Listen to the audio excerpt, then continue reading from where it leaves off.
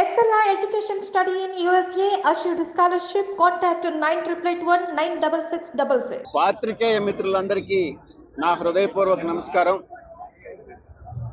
మంగళగిరి నియోజకవర్గం చాలా ముఖ్యమైన నియోజకవర్గం. ఎందుకంటే మన ప్రత్యర్థి తెలుగుదేశం పార్టీ నుంచి పోటీ చేస్తున్నది స్వయాన మాజీ ముఖ్యమంత్రి చంద్రబాబు నాయుడు గారి కుమారుడు లోకేష్. కాబట్టి గతంలో ఈ యొక్క నియోజకవర్గంలో మన ప్రజలందరూ కూడా లోకేష్ని ఓడించడం జరిగింది.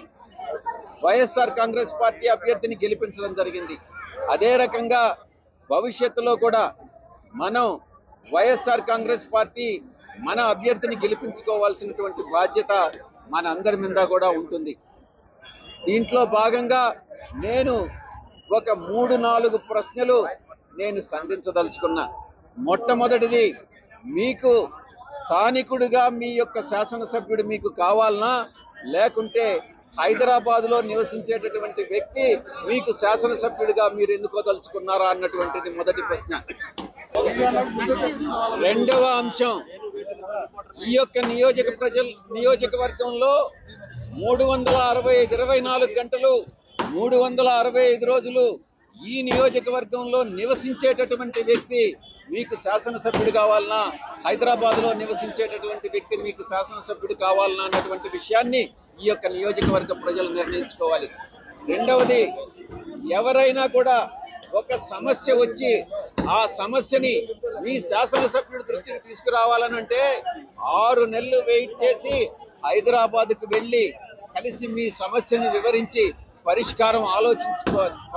పరిష్కారం కోరుకోవాలన్నా, లేకుంటే ఇక్కడే ఉన్నటువంటి మీ యొక్క శాసనసభ్యుడు మీకు కావాలన్నా అన్నటువంటి విషయాన్ని మీరు నిర్ణయించుకోవాల్సి ఉంటుంది. ఇక మూడవ అంశం, ఎవరైనా కూడా ఏ శాసనసభ్యుడైనా కూడా తన్ను తాను మూర్ఖుడిగా ఎవరు ప్రకటించుకోరు. ఒక వ్యక్తి మూర్ఖుడా కాదా అన్నటువంటిది ప్రజలు నిర్ణయిస్తారు. కానీ తెలుగుదేశం పార్టీ అభ్యర్థి తన్ను తాను మూర్ఖుడిగా అభివర్ణించుకున్నటువంటి ఒక వ్యక్తి మీకు శాసనసభ్యుడు కావాలన్నా, నిజంగా మీకు మీ యొక్క సేవలు అందించేటటువంటి వ్యక్తి మీకు శాసనసభ్యుడు కావాలన్నా అన్నటువంటి విషయాన్ని మీరు తెలుసుకోవాల్సి ఉంటుంది. ఇక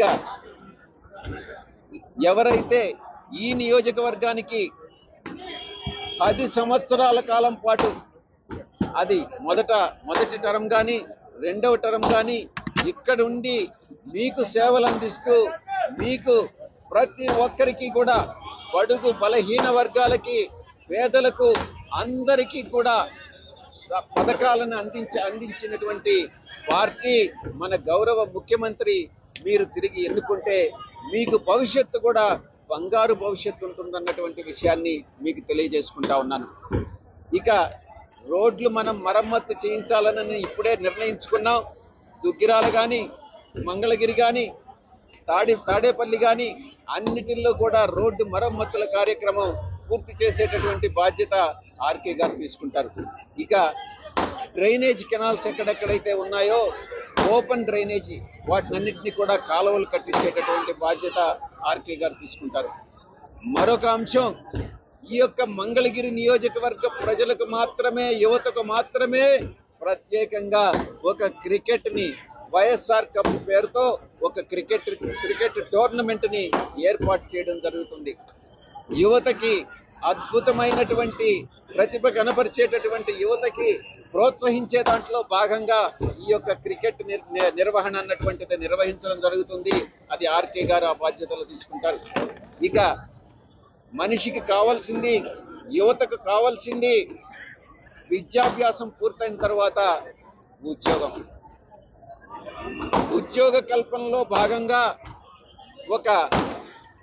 మనం జాబ్ మేళా అన్నటువంటిది నిర్వహించదలుచుకున్నాం.